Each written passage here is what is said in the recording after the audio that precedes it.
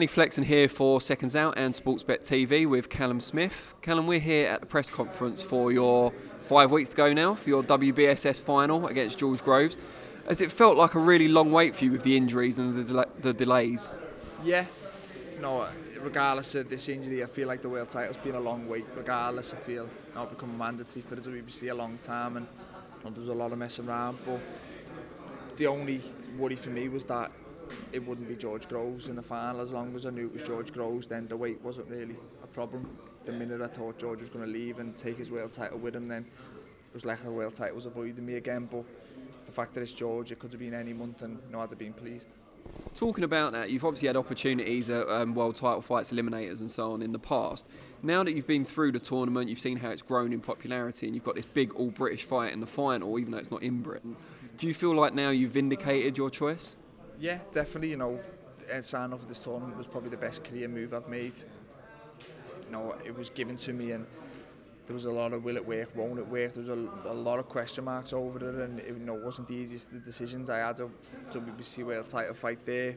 It was taking its time, getting materialised, but it was there, and I knew entering this tournament, it just put another 2 fights in front of me before getting that world title shot. But I was always confident I was good enough to do that, and I've done that part now, and I've got my world title shot, and I plan on taking it. And Groves obviously had the shoulder injury that he's had to have surgery on and then rehab. It was reported at the time when the fight was first postponed that you had a little niggle in training as well. Could you just tell us about how you've come back from that?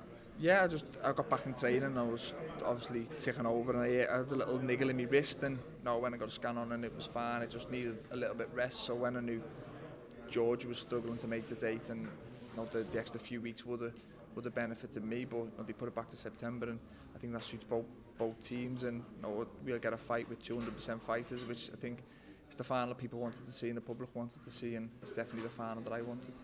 Would you agree that there's significantly more pressure on Groves than there is you in this fight? He's fought at this level, he's defending the title, so he's got it all to lose, whereas you're stepping up. People have got expectations of you, and I'm sure you have of yourself, but the pressure widely seems to be more on him. Yeah, which then I think that's what surprised me when he done an interview saying that the pressure's on me, and the only pressure on me has been the pressure from the day I turned professional, and that's from myself. I've always believed in my own abilities, and kind of knew where I believe I was good enough to get to, and not any other pressure but the people's. It doesn't affect me. I've always felt that I've dealt with pressure well, and the biggest pressure, to say, is from myself, and he's been there, he's done it, he's the champion, he's got it to lose, and I do believe, I'm not saying the pressure to get to him, because like I say, he's been there, he's done it all, but if there is any pressure, then I do believe it is on him. He's fought to former Jamie Cox, former light middleweight, and then Chris Eubank Jr., a former middleweight. You're obviously a big super middleweight. How significant do you think size will be as a factor in this fight? Yeah, I do. I touched on that before. I believe people when asking, am I his toughest test in the tournament? He's beat 2 good fighters, but in my opinion, he's beat 2 middleweights. He hasn't boxed a big super middleweight, and even before the tournament, Martin Murray, David Brophy.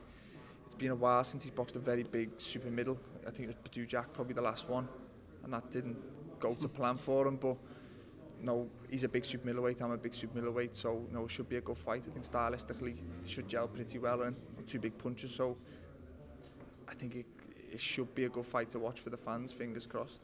What sort of people have you had in for sparring that are maybe similar in style to Groves? I always leave the sparring stuff for Joe. Joe always, he searches the globe and comes up with someone, and he always seems to get it right. And in my opinion, I believe the best sparring I can think of in the world for George Groves is Callum Johnson, and he's in the same camp as me. So I've done a lot. And preparing for his own world title fight. Yeah, I've done a lot with him over my career anyway, and we both started camp together, and we've done a lot together. But then obviously it's good he's in camp for his own world title fight, but he's got to get his own sparring in, so I think we'll split, and I've got my own sparring coming in, and he's got his. But at the start of camp, we've done a lot of technical stuff together, and I think he's just as good, if not better, than George Groves. What do you think will be the key factors that decide this fight in your favour? Again, I think people haven't really seen me boxing ability, me boxing brain. I haven't really had to use it as such just yet, and I can punch, and I just think stylistically, George might look at me and think it's a good style for him, but I look at George and see a good style for me. He's good, he's got very good strength, a good jab, he can punch himself, he's experienced, but he's also got his faults and he's got his vulnerabilities, and I plan on taking advantage of them. Do you think he's the biggest puncher you'll have faced so far in your pro career? Yeah, I think so. I think no, on paper he probably is, and no, I'll give you a better opinion after the fight. But yeah, no, he's a big puncher, and I know he's dangerous, and I know that'll keep me switched on and make me a little bit more aware, and it'll bring out a better performance in myself.